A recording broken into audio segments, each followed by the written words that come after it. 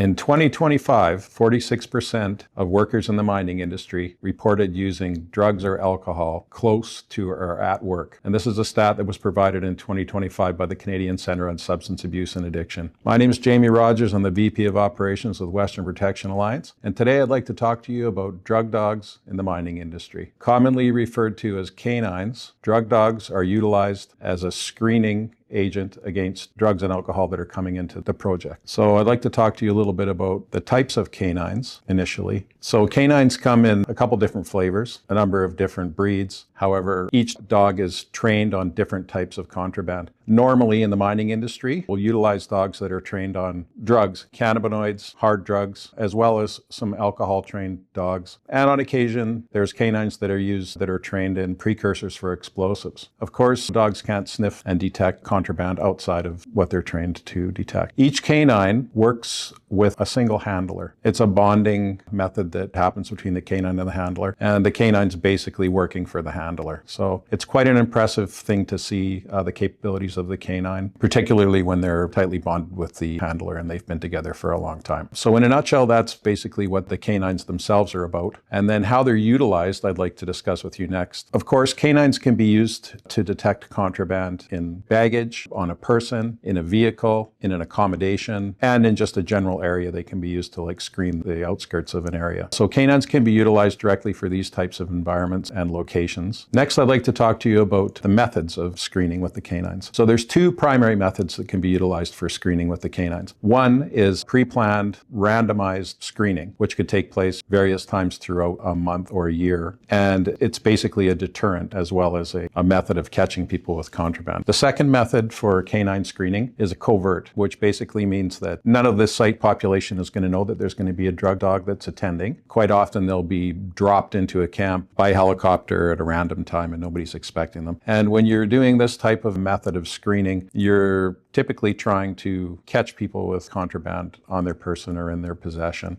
And of course, that lends itself to either dismissal or conviction as opposed to prevention. So quite often in the mining industry, the previous method is utilized more often as there's quite a bit of complications that come with convictions or dismissals. Quite often what will happen if somebody is caught with contraband, typically in the mining industry, is they'll be taken aside from the general population and it'll be discussed with them that there's been some contraband that's been detected in their possession and that they have an option of either packing their bags and leaving or going the other path, which is going to be dismissal, potentially conviction, and having law enforcement involved. All of the drug and alcohol screening procedures are tied to the site drug and alcohol policies that the site has implemented. The real value in canines in the mining industry isn't necessarily the actual visits that are taking place. The real value lies in the prevention, that the thought of a canine attending a site is usually significant enough to have people not want to risk bringing the drugs in. If they don't know if there's going to be a canine there at any given time, they're going to be way less likely to risk bringing in some contraband on their rotation. So you may have a canine only visit once a month or once every 3 months or less. However, if the camp population has seen a canine there on occasion and seen the capabilities of a canine, they're way less likely to bring the drugs in. So that in itself is a value that canines provide far beyond the actual sweep. Taking that information into consideration, quite often when a canine and handler attend a mine site, they will do their screening and the dog will do its work that it's normally contracted to do for that particular sweep. And then afterwards, they'll do a little demonstration with the population of the camp where the capabilities of the canine are outlined to the camp population. This also carries a lot of value in the fact that the canines do some amazing screening capabilities. An example, the handler will put a small amount of contraband inside of a metal container and seal it up and hide it and then launch the dog on his screening to try to find it. And it's an amazing thing to watch a dog be able to detect contraband through a sealed container like that. End result being that you have a camp population that is very aware of the capabilities of a canine and they're way less likely to bring drugs and alcohol into the site. I think that more or less wraps up the canines in the mining industry. If you'd like more information, feel free to reach out to me directly at 604-271-7475, or you can email me at rogers@westernalliance.ca. And if this video was helpful to you, feel free to give the thumbs up, like, and subscribe.